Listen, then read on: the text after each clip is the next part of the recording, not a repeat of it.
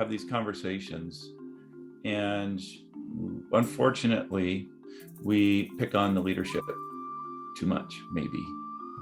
And I think if we're doing our job well as a transformation coach, we also, maybe more importantly, need to help our leaders in get empathetic with them, because they got a tough damn job.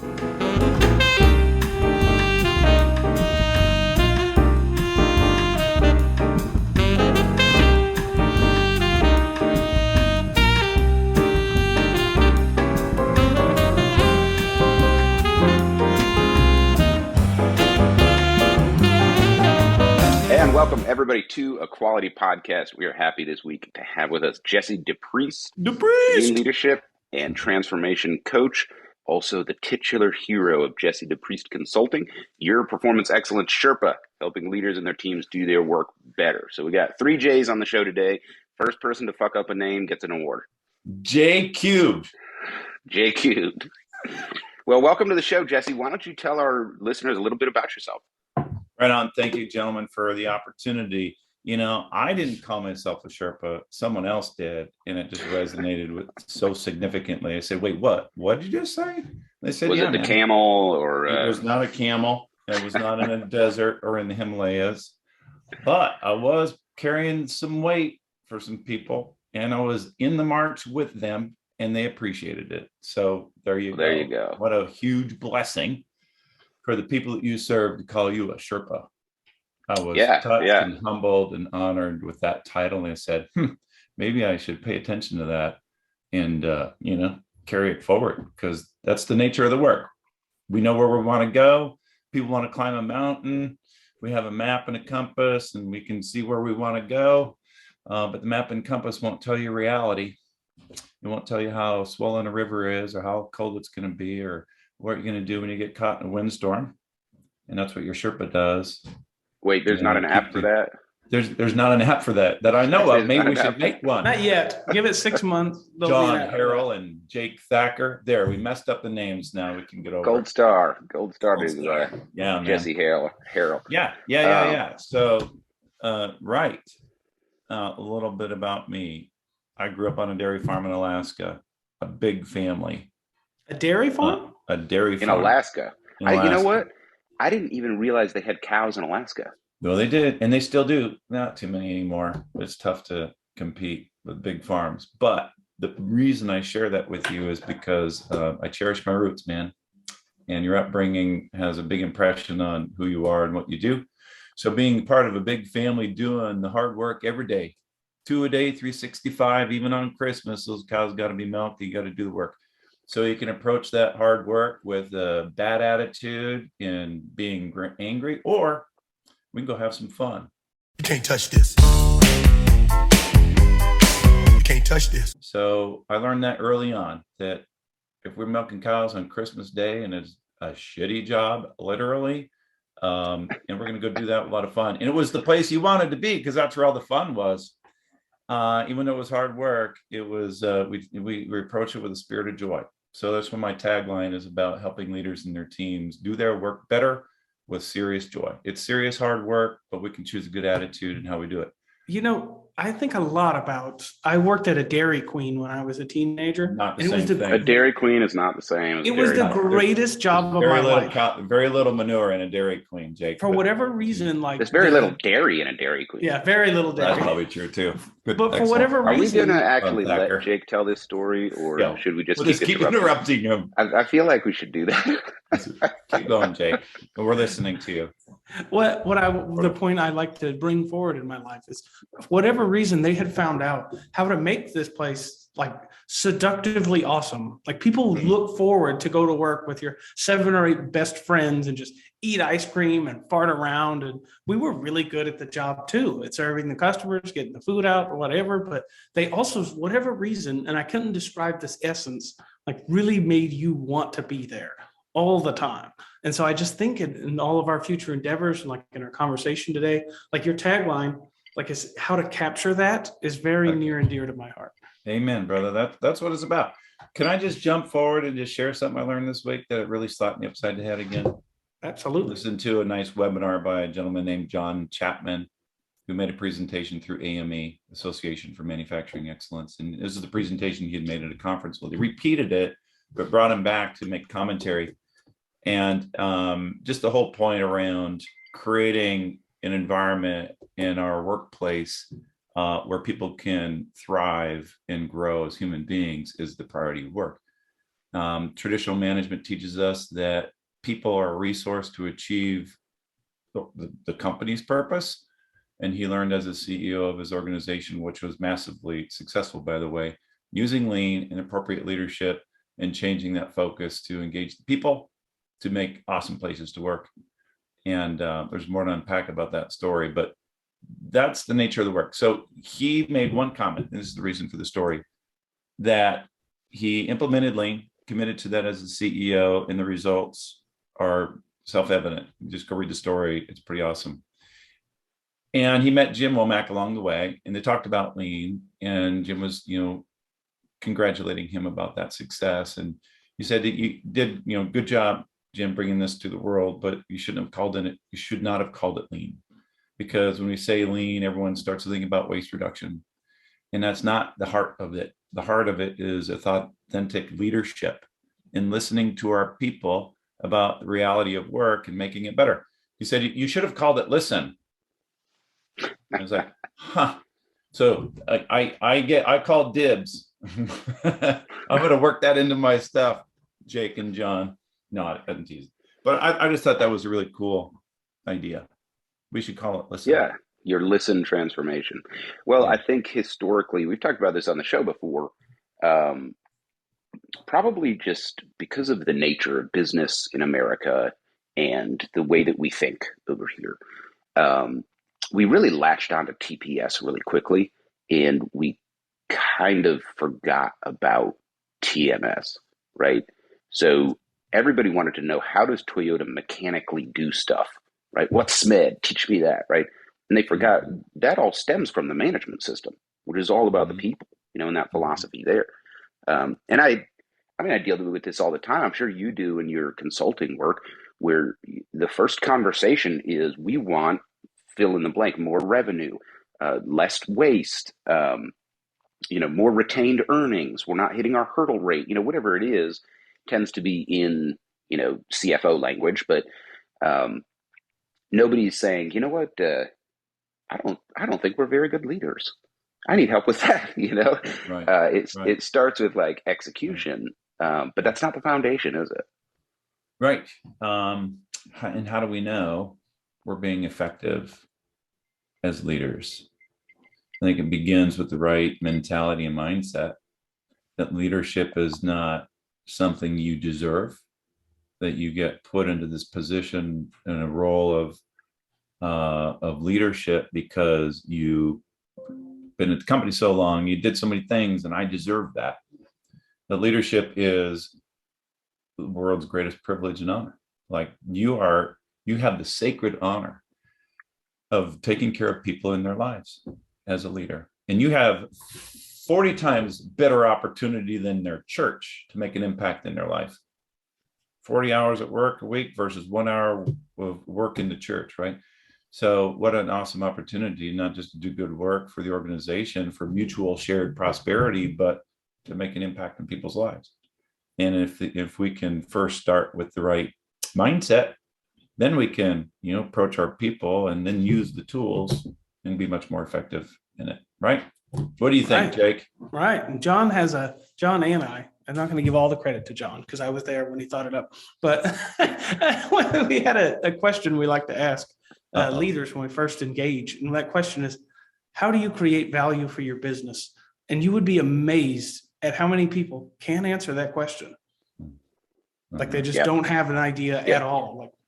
Well, if we go back to our roots and think about the 5 principles of lean, the first question is define value for the trifecta. I like that idea. Trifecta: first, value for the customer; second, value for the employee, the people; and third, value for the business, the company, the shareholders.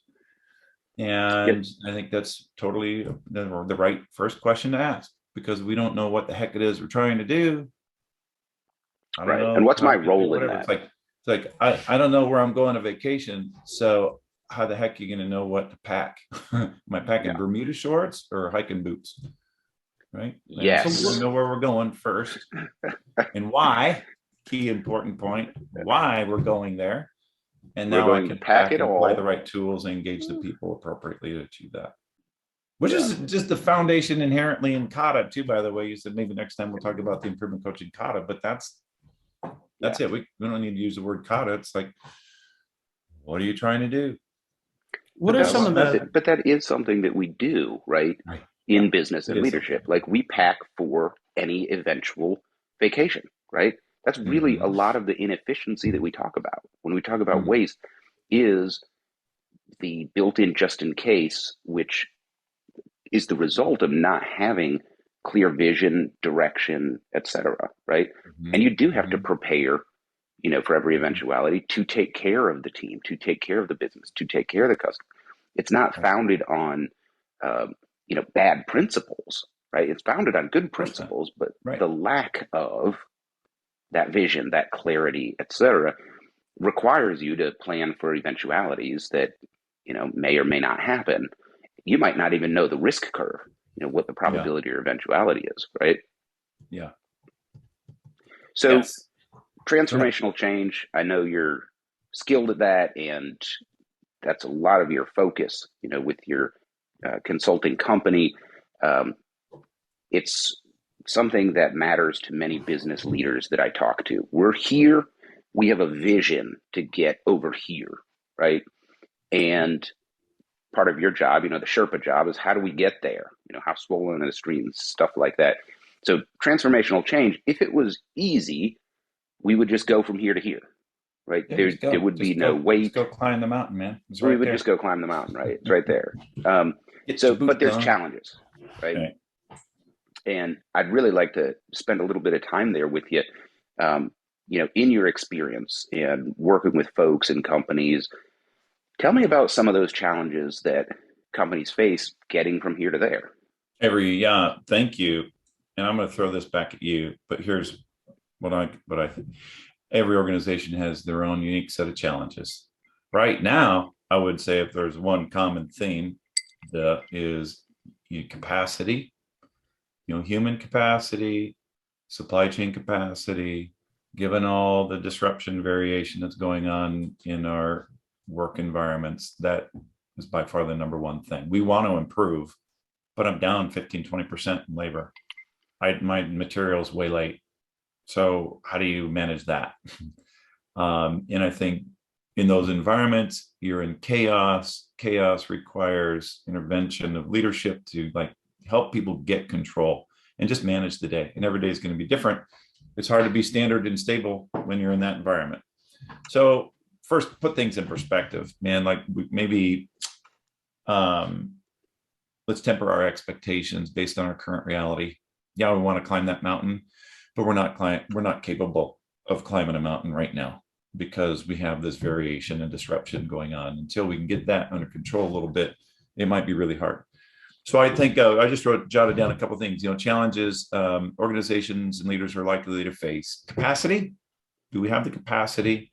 Do we have the capability, meaning the knowledge and skills and things? I think if there's a trip up, a snare on the trail, it's thinking it has to be perfect. It's not going to be perfect. I'm not sure how today's hike is going to go, but we're going to make a march. We're going to go. We're going to make an advance, and we might trip and stumble along the way, and that's all right. That seeking perfection all the time is a risk. Organizational ADD is a massive risk and disruption. Attention deficit disorder from leadership is probably one of the biggest things I've seen in organizations that disrupts achievement of their purpose and vision, because the shiny object disease is real. We don't have a methodology to temper new ideas and prioritization of problem solving. And every few weeks, the leader's got another big idea. And the thing we were doing before suddenly isn't important. And we got to be super careful with that, because the more we do that, it's firefighting. It's the bad leadership behavior where we make assumptions, jump to conclusions, and then tell people what to do. And B, the more we do that, it creates the possibility for organizational learned helplessness, where people just start to not do work because they know the leader's going to change and come tell us what to do something different later on. And then the obvious, maybe last one, I just jotted down on top of my head, is just, functional focus, otherwise known as, prioritizing resource efficiency over value stream or flow efficiency. And I'm going to advocate what's best for me and my team over what's best for the system. We don't have any methodology or way as a leader to know how the whole system is performing. So we get tripped up by thinking that what's best for me and my team and my function is the most important thing for the organization. And oftentimes, I'll finish with this comment, the reason we do that is because of the way we've created our incentives. And people will behave according to their incentives. So if we're not moving down the 20-mile march every day, we need to look for some of those things as potential root causes and change some things up as leaders to do that. What do you guys think? What trips it up? Well, I think that if I was going to start with your capacity comment, that's heavily intertwined with the ADD comment, where it's self-inflicted that they're picking I should do this, well, I should do that, well, I should do this, well, I should do that. And that stems from not having clarity on how you create value. Yeah. So with real clarity on what that looks like, you stop this. Well, it would look nice if I did that. It would look nice if I did that. It would look nice if I did that. And instead kind of know the directive you're flowing. And like a lot of work that I've been involved in has just been that. It's been eliminating the 50 things you focus on, determining one that's going to give you the value you're after, and just zone in on delivering the one thing. This is really key. And Jake, I listened to one of your other podcasts, and you made a really good point. It's like the operating system you use is less important than your commitment to one. Like, pick one and do it, and focus on it and do it well. And I think it's true about a transformation effort. There are many different models about how to go about this. Some people say start with value stream map and then do current state and do Kaizen to improve that. I've got a whole nother model in a book around a different lean transformation model that says start with structure and then begin with lean daily management and then build problem solving. And then you can bring people together in line. There's a host of models. And I would say part of your ADD comment is we get confused because we don't have a lot of experience with the different right model. What's the right model for me? And I would say, here's some options. What do you think, which one would work best for you based on your circumstances? And just pick it and do it. And as you have that experience and go along, you'll find what worked and when you can adjust. But we get lost in the fog because I am not committing to one thing and I'm trying to learn about all of them before I decide. Yeah, it's a perfectionist thing, just like your other comment. It's a perfectionist to help you, like, here's based on what you see your organization, I'm recommending this, like pick this as a model. It's going to be good for you to get started. Don't worry about all the other models, right? And just so I think that's key to combat ADD. I think there's some fear there as well, right? So you've got leaders who kind of enjoy the fog of war, like they need it to take cover. You'll have like some ADD that's, I knew a guy, great guy, and our customer was a good but challenging customer, and the organization had probably bit off more than they could chew with this customer, and we kind of weren't executing very well. I say we, I wasn't involved, just knew of it. And every like 8 to 12 months, this leader would restructure his org. And he would do that so that the customer had to relearn all these relationships. And that would take weeks or months. And then they would say, your predecessor was working on this thing for us. Let's start working on it, and fail again, and then restructure the org, right? Clever approach to delay the inevitable. And, credit where due, they figured out how to serve this customer well and ended up retaining them. But it was an example where, fog of war and obfuscation was necessary for survival. And in environments where, we talked about the incentivization, well, that's important, right? If your bonus is based on share price, then you're going to spend your money buying back shares instead of investing in new technology, right? Right. But there's negative motivation as well. And if you're in an organization where people are punished for performance outcomes, it's very difficult to kind of clear the fog and be honest about where things are and start experimenting, right?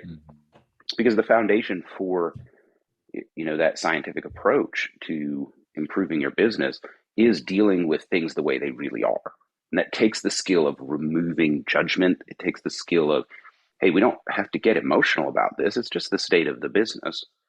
But there can be structural things in place that, continue to promote people, kind of working against what you're trying to do. Yeah. Fog of war and everything you just described make me think of a traditional managed organization is management by objective. It's heavily laden with carrots and sticks as our primary motivator, right? We have a goal, you achieve the goal, good for you, you get a bonus. You don't achieve the goal, sorry, but you're not a high performer and here's a pink slip potentially. And that's antithetical to lean leadership in what we're trying to do and help everyone be successful for mutual prosperity. So the thing that's lacking, I think, in a traditionally managed organization is a crystal clear, common shared objective that we're all striving for to achieve. And we know that the work that we're doing, how that contributes to that common shared objective. And we win and lose together around that thing.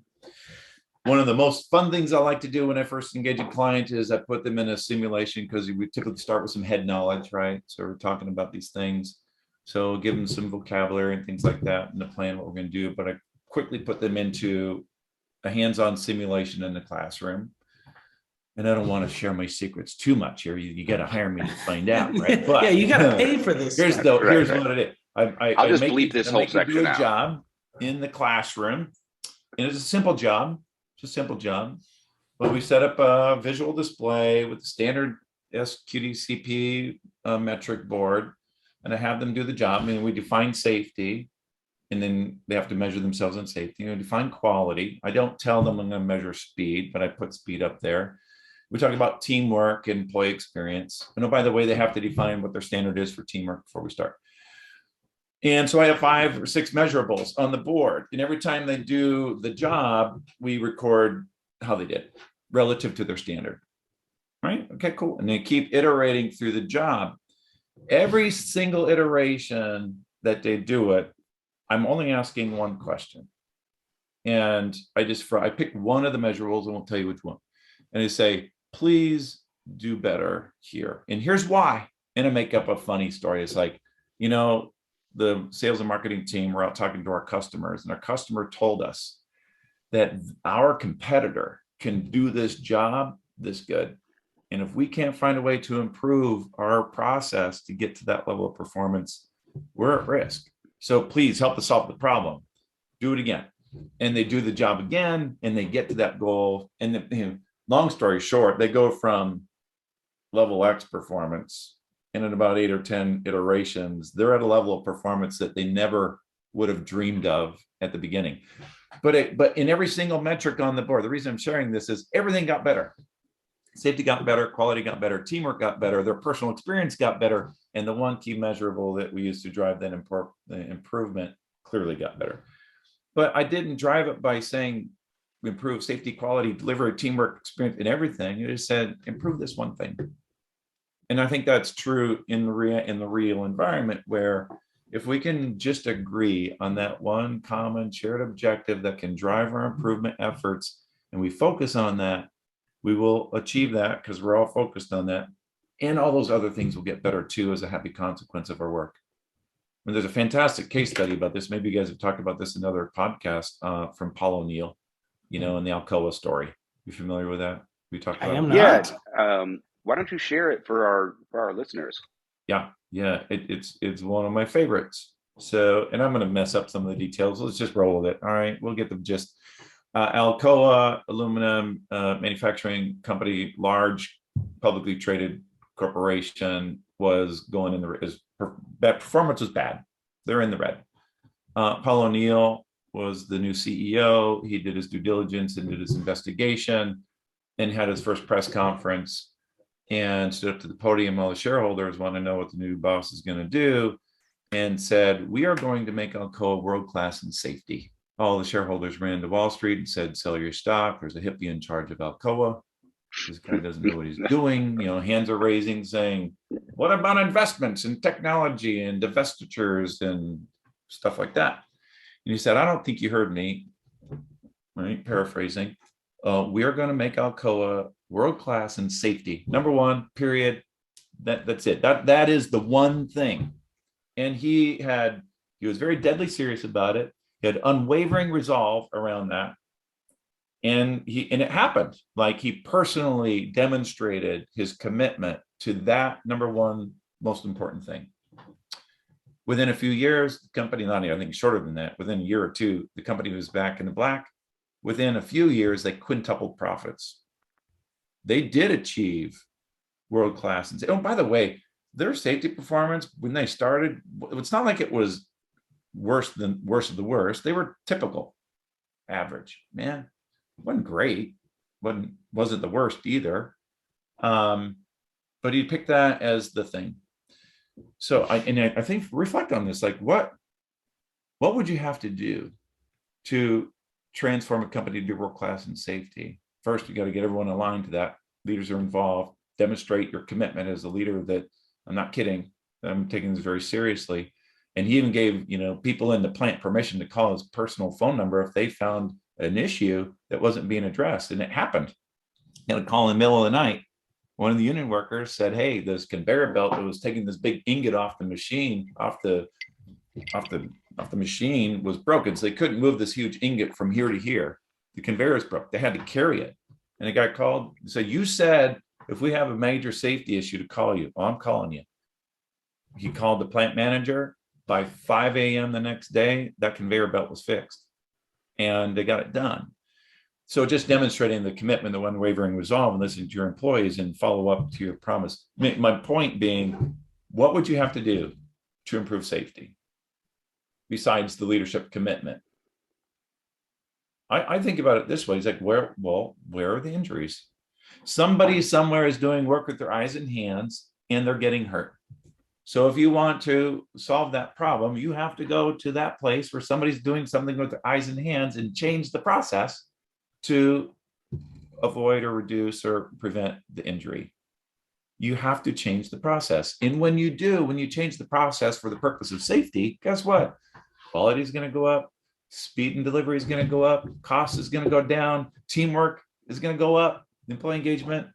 And I think that's just a really cool example in a case study. Oh, by the way, if you're interested, there's a book called Habitual Excellence. I think Mark Graban and others were like editors on it. And it's a fantastic, it's not really a book, it's a collection of his speeches. And his philosophy around that is fascinating. It's so good. All right. How about you? What do you think? Mark Graban, super fan, checking in here. But yeah. I do think a lot of what you said. Is it okay if we drop names like that? I don't mean to drop names. Oh yeah. Well, considering you're 1 week behind. Credit where credit's due. Can we say the order of airing, John? Is that something we can put out there?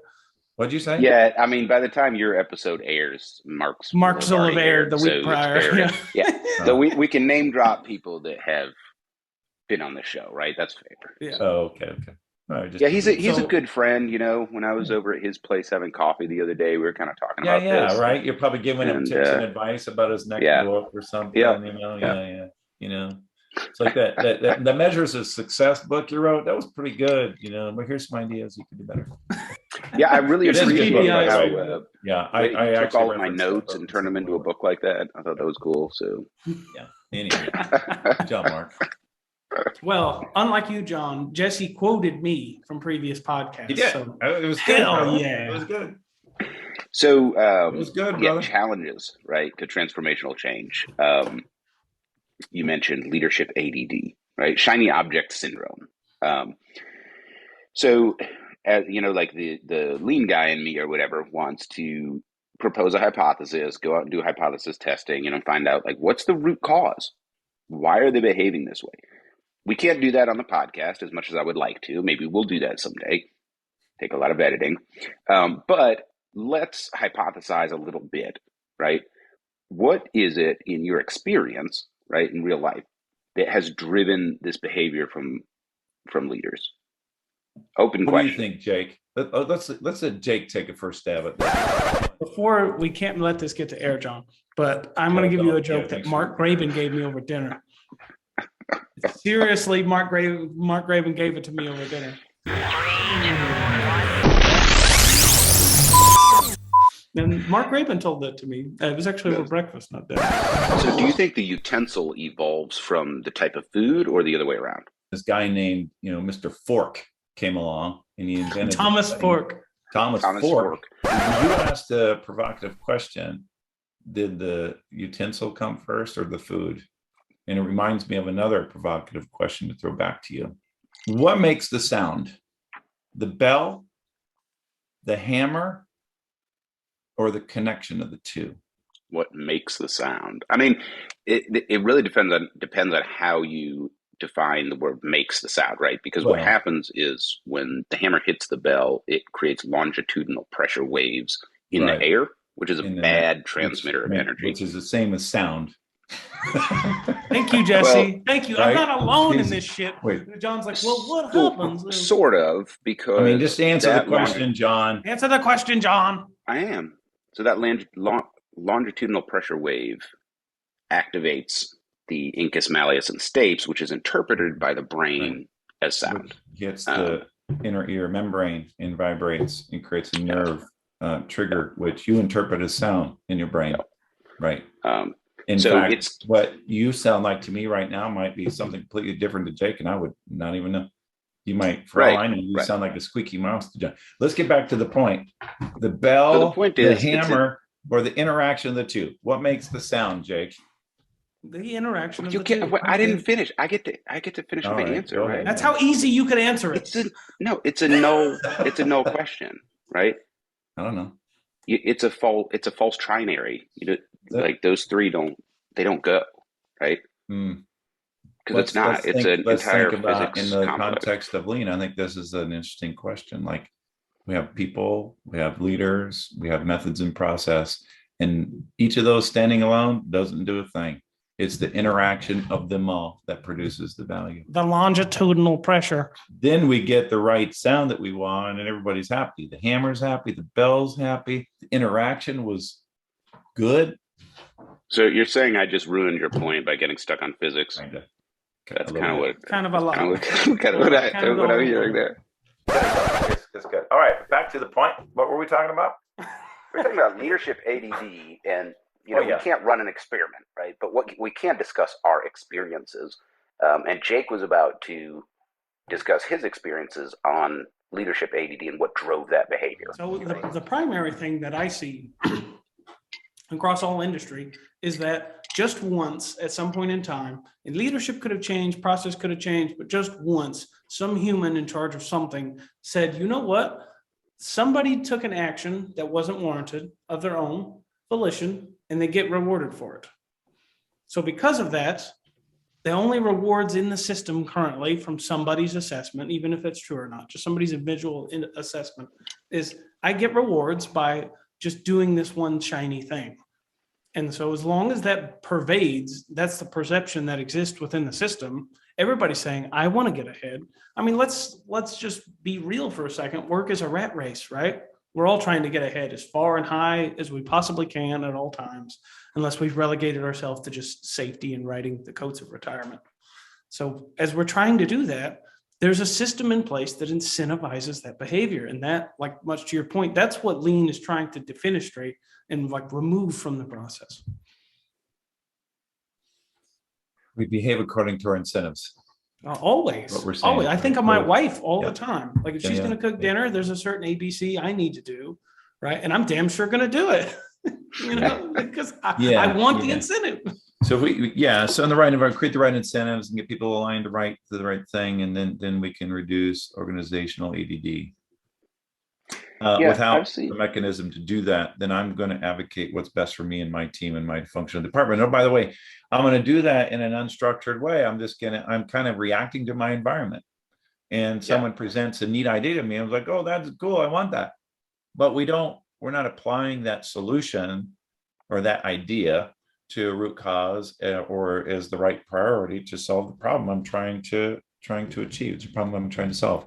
It's just a neat idea over here. And it can be massively frustrating for people in the organization to experience it. I mean, a leader may be thinking that this is a good thing and we need to do that. But, it's okay. I think it's our job, as lean coaches to come back and say, okay, neat idea. Yeah. What problem does that solve? How does that help us achieve this thing we're trying to achieve here? And if it does, where does it fit in its priority of work of all the other things that we could do to solve the problem? And if we do that analysis and it pops to the top as, man, this is now the most important thing we could do, and we all agree, then focus on that. But we just have to be careful how often that occurs too. Do it right now, John, right?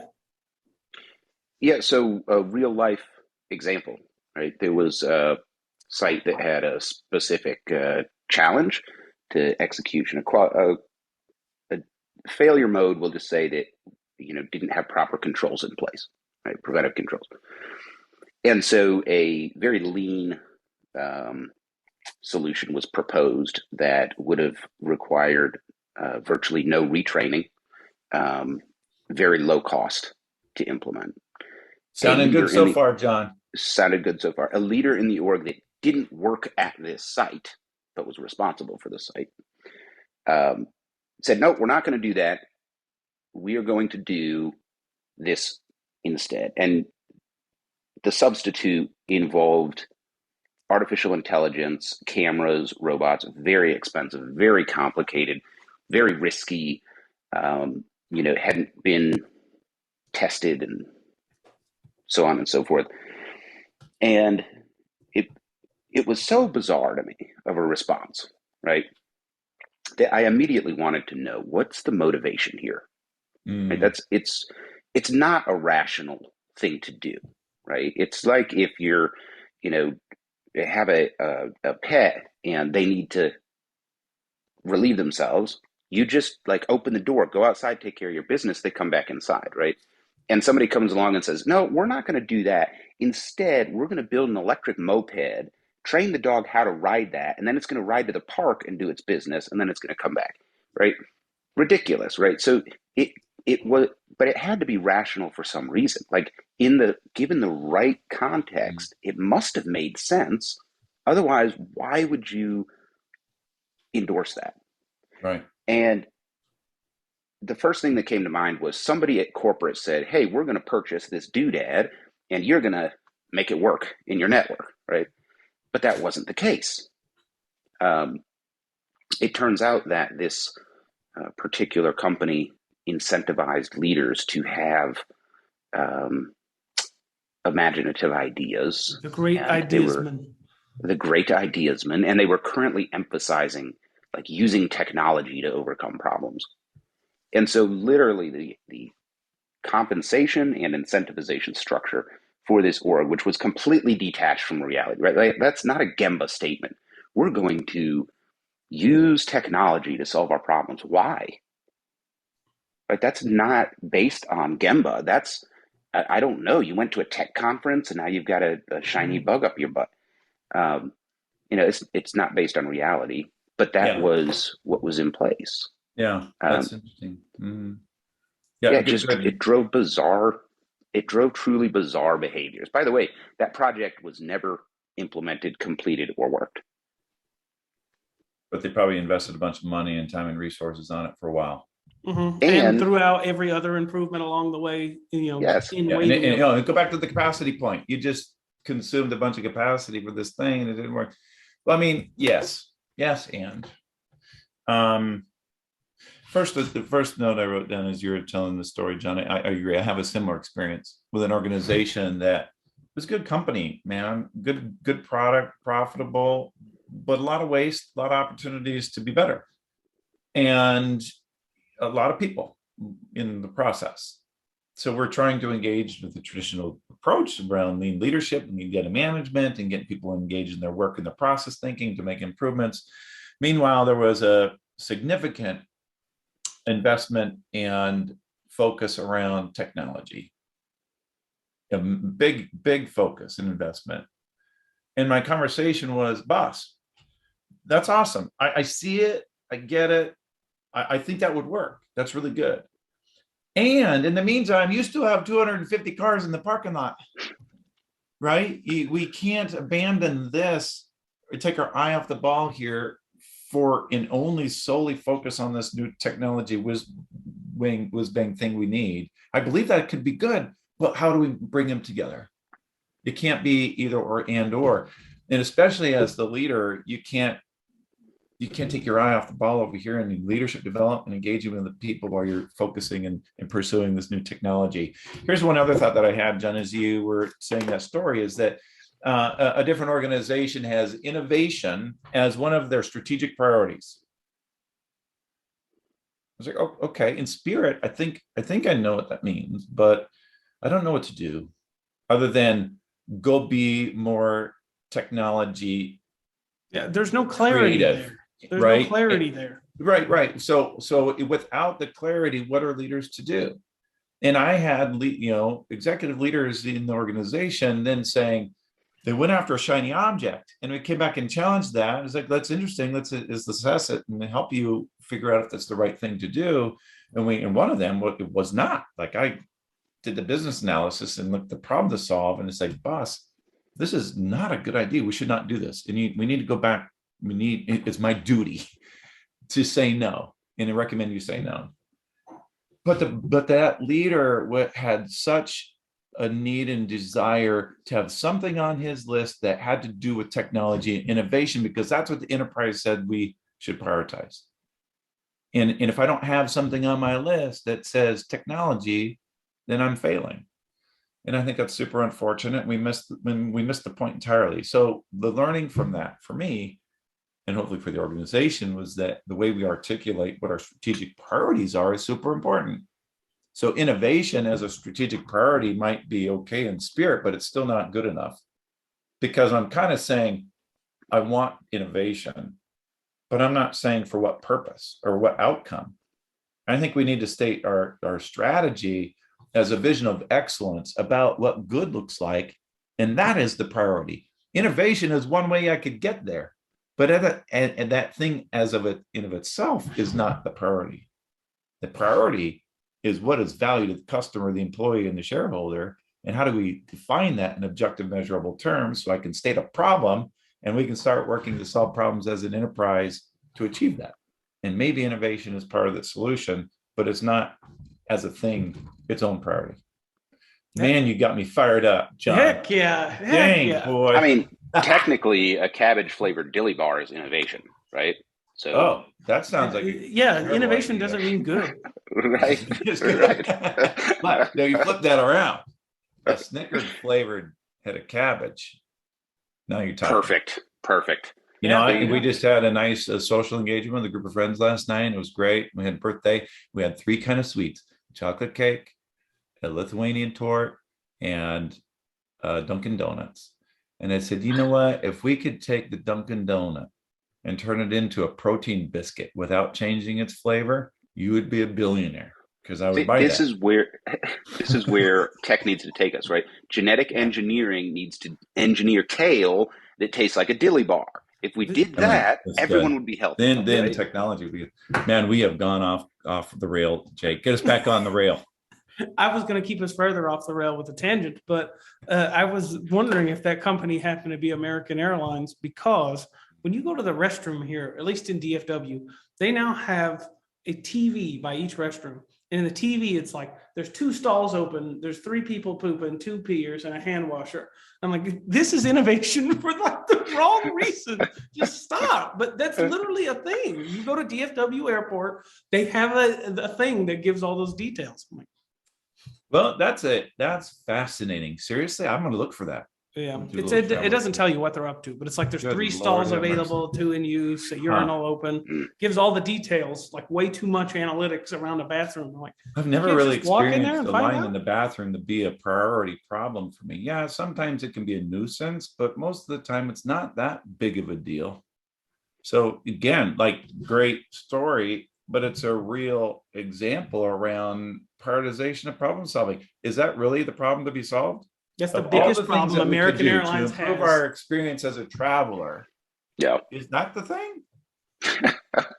I don't know if that explains a lot, actually. I don't know, John, Jesse, if you guys have something similar. I might be the only one in the universe, but I'm a home pooper. And if I'm gone for 30 days, I will hold it until I get back home. I am not walking through the American Airlines Center for any reason.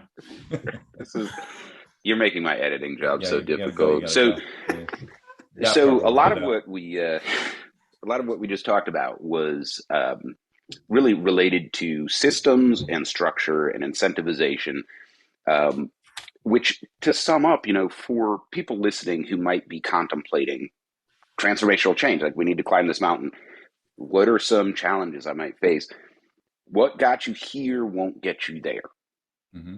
The thinking process is incentivization that got you here. Otherwise, you'd already be up there, right? Mm-hmm. And so you have to keep in mind the structures, the systems, the incentivization, positive and negative, those affect your ability, and they're not going to get you up there. So you need to be aware of that.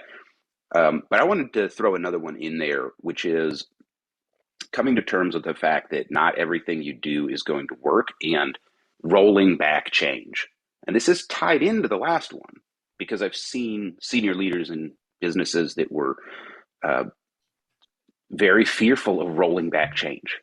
They were afraid of what it would look like if they said, hey, we tried something and it didn't work, right? We failed. There wasn't space for that in the org, so to speak. And I've seen that as a challenge for companies trying to improve, where they'll try something. And, again, lean guy coming out, I think in terms of like iterative experimentation, but they'll try something and the experiment, says, hey, nope, this isn't the way to go. And instead of learning from that and rolling it back, they'll keep pounding that square peg into that round hole, right? So I see that as a challenge sometimes, with companies. Mm-hmm. Yeah, that's maybe one of the more challenging circumstances to work through, because you could argue the counter to that you haven't done enough yet for that thing. It may be the right change, but you have not sufficiently employed enough energy for long enough to make it work. So don't give up yet, man. Don't give up. So how do you know, John? That's the question. How do you know that this is the wrong peg, the type of hole, right? I think that, yeah. So as an antidote, clearly we should be doing some reflection. We should doing check. We should be bringing that, if we're doing it in a value stream team environment with a cross-functional team, they should be consistently, frequently looking at their work and their results and making adjustments along the way. And hopefully if they're doing that well as a value stream team, they're going to discover those little missteps on the journey, and they get back on the trail before they get way off in the wrong valley. You know what I mean? It's like in your Sherpa, hopefully is guiding us. Like, oh, well, hold on, we need to stay on this path. You're getting off the path. But if you do get off the path, that's okay. Recognize that and get back on the path. So maybe sometimes the result is because we've been driving so hard and so fast without stopping and looking at the system and taking that bigger picture view and say, is this still the right path? Are we in the right valley or not? And it's the nature of that work. So I don't know. It's that's tricky business, I would say, and part of the job.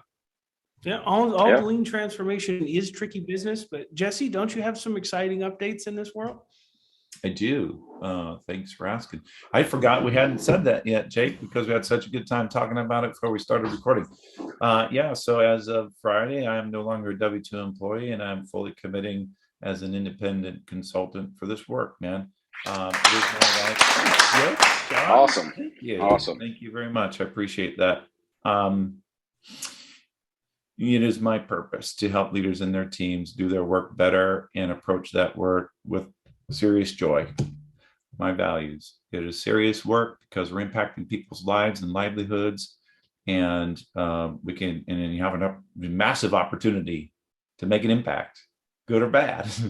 So we got to take it seriously, but we approach that work with a spirit of joy, meaning we choose the right attitude, regardless of our circumstances. It might be raining out, but I can't change that. I got an umbrella, and we can still go do the work, man. And we engage our teams in a good way. We can focus on the process and the problem and avoid the politics and the personalities and respect people and love people along the way. And that's what I mean by joy. So anyway, I'm looking forward to it very much. I've been dabbling in this work a little bit on the side, and it's been super rewarding and it's been growing. And when you do that work with a good, authentic, intentional purpose, and people see that and they start asking for more of your time, you got to pay attention.